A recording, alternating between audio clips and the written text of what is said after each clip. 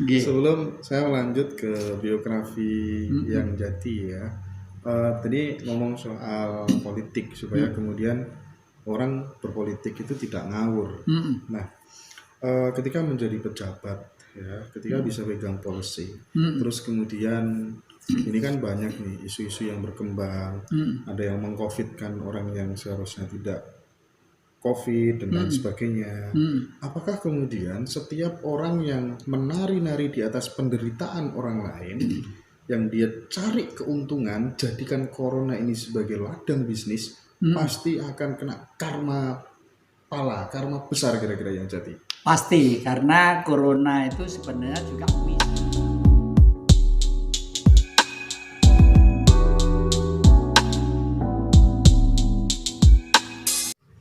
Rahayu yang Jati Kusumo. Rahayu, Mas. Malam ini penampilan yang Jati sangat berbeda, menyiratkan sebuah semangat yang menggelora terhadap nasionalisme bangsa yang Jati ya. Yang saya sebenarnya sangat tertarik karena sedikit banyak yang merupakan dianggap sebagai guru politiknya banyak anak-anak muda, teman-teman GMNI dan lain sebagainya. Saya ingin tahu bagaimana yang Jati Kusumo memandang atau mendefinisikan politik itu sebenarnya apa. Terus kalau bisa tolonglah yang bercerita masa lalunya ketika umur 1-5 tahun itu kira-kira bagaimana kegiatan-kegiatannya supaya menjadi inspirasi bagi anak-anak muda hari ini. Ya. Terima kasih. Saya juga merasa terima kasih kepada adik-adik di Ngaji Roso ini. Karena dengan Ngaji Roso ini sekarang kakek itu gak pernah bisa tidur. Tapi justru itu yang saya hendaki bahwa kenapa tidak bisa tidur? Nah, bagaimana? Jam 2, jam 1 malam tuh masih komunikasi tadi itu hampir sekian jam dari Irian, dari Puncak Jayapura ya. Ada seorang TNI yang ditugaskan di sana sudah 17 tahun. Pangkatnya gak muda, gak ngale-ngale gitu. Ya wis. Ya sing sabar zaman berarti zaman ditugaskan leluhur menjaga Indonesia di sebelah timur ya. Yang sabar, yang tawakal, saya bilang begitu nggih. Bila perlu nanti biar karena ngikuti Ngaji Roso. Ngaji Roso itu ternyata diikuti di Sulawesi, diikuti di Balikpapan, di Brunei, di macam-macam. Saya dapat interaksi terus gitu. Nah, saya berpolitik itu sebelum itu perlu dijelaskan arti politik ya. Oleh karena itu kenapa mesti dijelaskan supaya orang-orang yang berpolitik memakai cap politik tidak ngawur, karena kalau ngawur nanti jadinya ya seperti sekarang ini, negara kita sudah berubah tidak sesuai dengan cita-cita kemerdekaan tapi masih ngotot terus gitu loh. Apakah politik itu, saya tuh pernah jadi rektor di sekolah swasta ya di Malang ini, lulusan sarjana politik juga, ekonomi juga spiritual. Nah, politik itu artinya dari kata-kata poli dan etika, pergaulan yang penuh kesopanan dan kesantunan. Saya ulangi, politik dari kata-kata poli dan etika, artinya pergaulan yang penuh kesopanan dan kesantunan. Oleh karena itu menata suatu negara, duduk di dalam suatu lembaga politik harus ngerti tentang filosofis politik itu.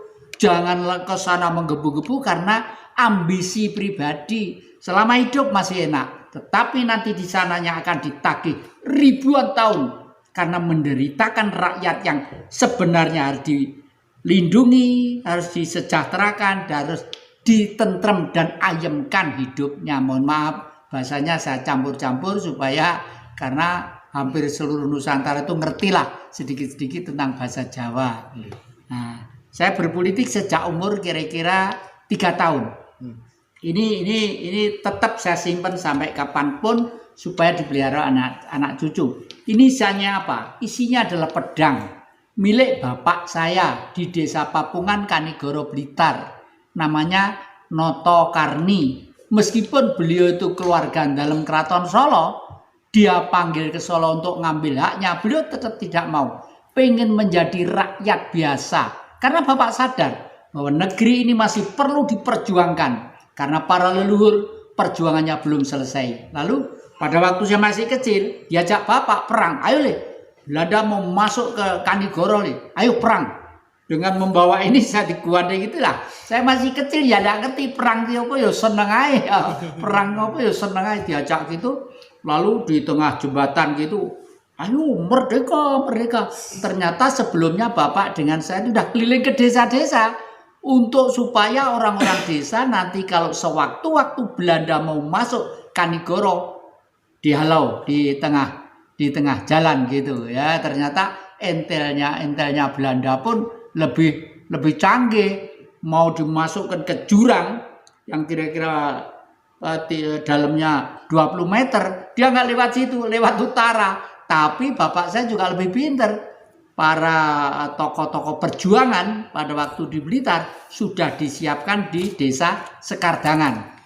Di sana dengan granat dan peluru-peluru yang tembakan tank-tank dimasuki granat meledak semua. Ini ada 3 tank besar pada waktu itu ngangkrak jadi besi tua di makam desa Pabungan. Nah, itu sekitar 5 tahun. Jadi secara tidak langsung saya sudah berpolitik. Setelah itu lalu timbullah mempertahankan kemerdekaan kelas ke-1, ke-2 kan ada. Bapak dengan keluarga semua bergerak ke Gunung Kidul di daerah Ludoyo. Saya masih ingat ditampung oleh seorang tokoh gunung yang namanya Mbah Sronto. Orangnya gede dur. Nun sewu kalau wayang kayak Yomodipati. Kalau ngomong tuh bau banter. Dan ikhlas banget. Orang desa itu ikhlas banget menolong para pejuang-pejuang itu. Kalau waktunya makan itu dipanggil semua. Kan di gunung jadi ayo kene padha mulih mangan iki lho gaplek wis mateng. Sering dibisi sama ibu, "Mbah aja banter-banter Mbah kok dirungokne londo Mbah." Ora peduli londo kok tak gwepuane. Jadi asik sekali. Jadi dari situ hikmah politiknya apa? Hikmah politiknya bahwa kemerdekaan itu mulai dari rakyat gunung, rakyat desa, rakyat kampung, rakyat pantai, semua bergerak. Nah, bergerak dari kemerdekaan kita itu bukan diberikan dengan cuma-cuma, penuh dengan korban perasaan, korban darah, daging, nyawa yang tidak karu-karuan. Nah, ini sampai kira-kira umur sekitar 5-10 tahun. Itu pelajaran politik saya seperti itu. Lalu sekarang ada lagi Mas, kira-kira sekitar tahun berapa yang perlu ditanyakan?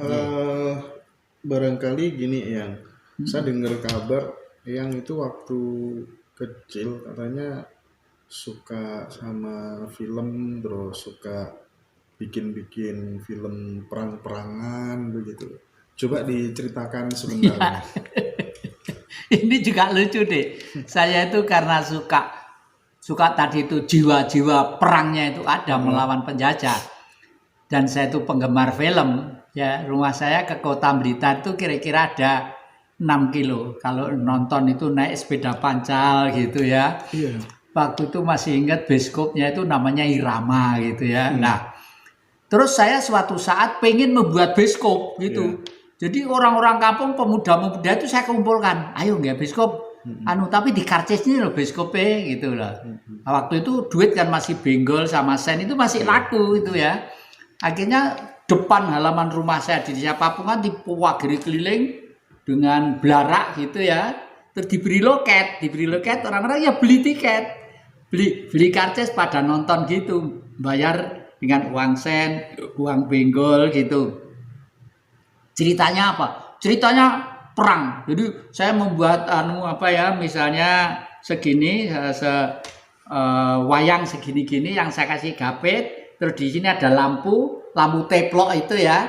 Saya kasih kerobong terus saya kasih sinar ke sana. Kalau ini dijalankan di depannya kan sinarnya di sana. Jadi tank melawan dudu ya. Sound sistemnya ya mulut ini.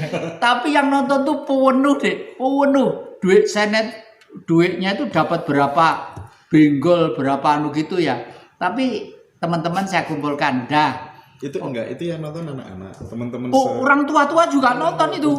Orang tua-tua di desa itu nonton semua, ya senang yang guyu cekakan gitu karena sound systemnya tuh lambe, artinya lambe gitu ya.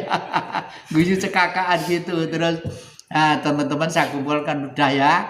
Ini adalah peristiwa sejarah. Duit ini semua tidak boleh minta, saya pun tidak boleh pakai. Mari duit ini kita tanam di depan rumah saya, biar nanti anak cucu mbok menawanu nemu kalau duit negara duit zaman apa ini gitu. Jadi di situ lah. Terus ternyata Bung Karno pada tahun 1947 itu pada waktu setelah memproklamirkan kemerdekaan, Bung Karno harus mandiri dan kuat. Untuk kuat itu pada waktu itu kan harus punya bank. Nah, Bung Karno waktu itu membuat duit. Yang duitnya bunder-bunder segini, ada tulisannya Republik Indonesia 1947. Yang satu gambarnya Bung Karno, yang balik gambarnya keris silang gini. Itu masih saya simpen ini, saya simpen. Besok suatu saat itu siapa tahu kalau itu Bung Karno punya modal yang ditaruh di situ ya. Untuk apa? Ya untuk perkembangan ajaran Bung Karno selanjutnya kalau memang ada nilainya loh ya. Oke. Sebelum saya lanjut ke biografi yang jati ya. Tadi ngomong soal politik supaya kemudian orang berpolitik itu tidak ngawur.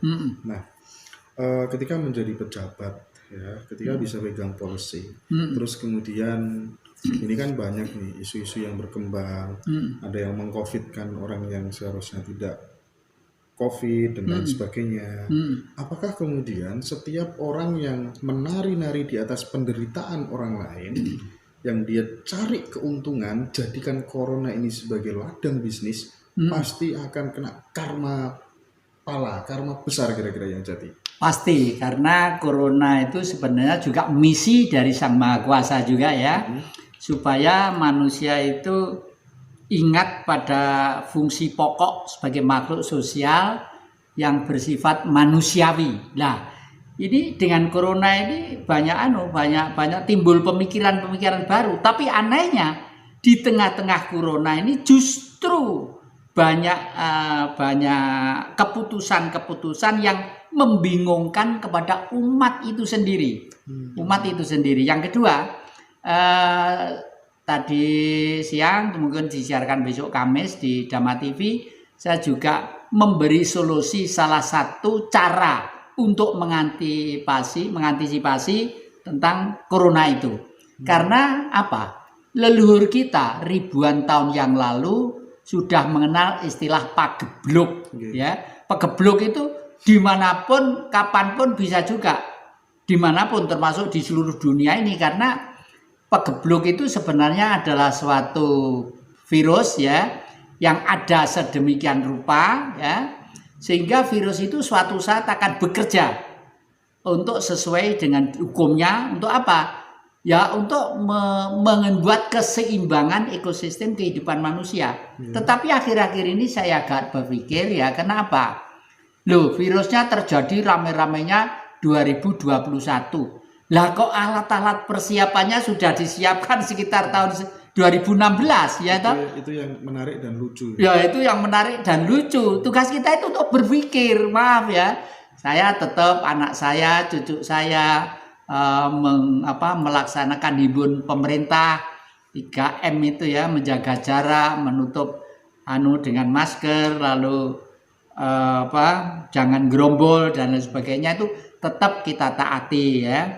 Anak saya karena juga punya satu rumah sakit yang bergerak di bidang sosial itu, jadi itu harus dilakukan juga. Tapi jangan sampai kita nanti itu justru hancur oleh situasi yang dipolitisir oleh pihak-pihak tertentu yang memanfaatkan sekarang ini kan di tengah-tengah pemilihan pilpres ya. Itu banyak faktor-faktor X yang nunggang dalam kepentingan situasi ini untuk kepentingan mereka masing-masing. Dalam hal ini tujuan saya hanya satu. Jangan sampai ada gerakan-gerakan yang pengen merubah negara Pancasila itu menjadi negara agama. Ini penting sekali.